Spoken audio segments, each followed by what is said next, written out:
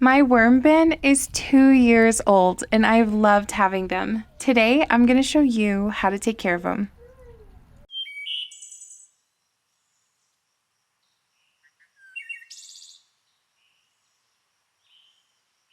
Having worms is probably one of the easiest things that you could ever have to take care of. They really mostly take care of themselves as long as you provide them with a few basics. And they reward you with this really gorgeous, rich vermicast, which is worm castings or worm poop, as they're breaking down organic matter. And the process that they use to do that is really cool. And there's so many different uses for this. And so we're going to jump in how to take care of them, what they need, and what you can do with your worm castings.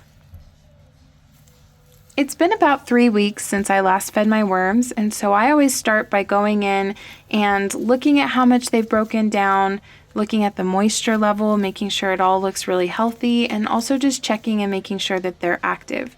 What I feed my worms is leftover veggies. Here is some sprouts that I grew on my counter and I just didn't get to eating quick enough, and it's a little hard to do one-handed trying to get these separated, but you really just kind of want to sprinkle things around, and you don't want any like massive clumps because that can start to rot. We want to avoid rot in your worm bin.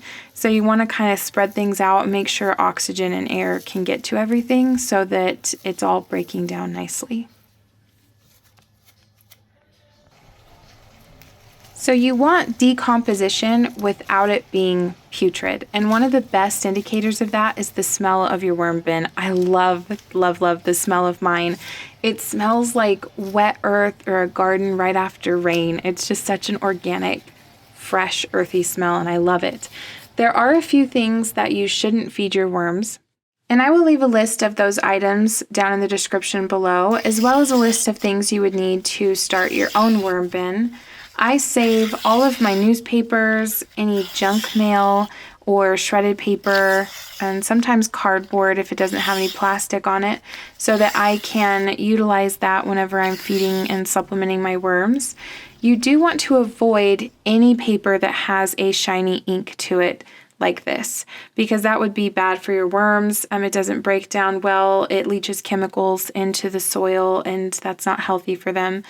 So we're going to take the shredded paper and just create a nice layer that's going to insulate and keep the moisture retained in our worm bin. And so you want enough in there that it's going to cover it, but not so much that it's going to suffocate it and starve it of oxygen, which would affect the decomposition process.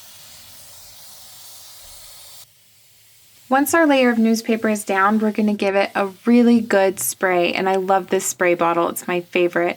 But you want to spray enough that it's going to evenly dampen all of the paper, but not so much that it's going to be sloppy and create a really nasty, muddy mess. You just want it to be nice and moisturized.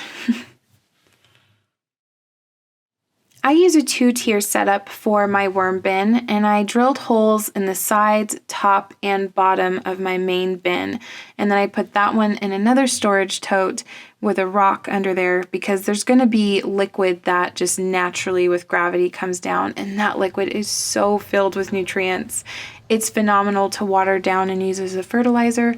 And your worm castings are great to add to your garden and any potted plants that you have to supplement nutrients.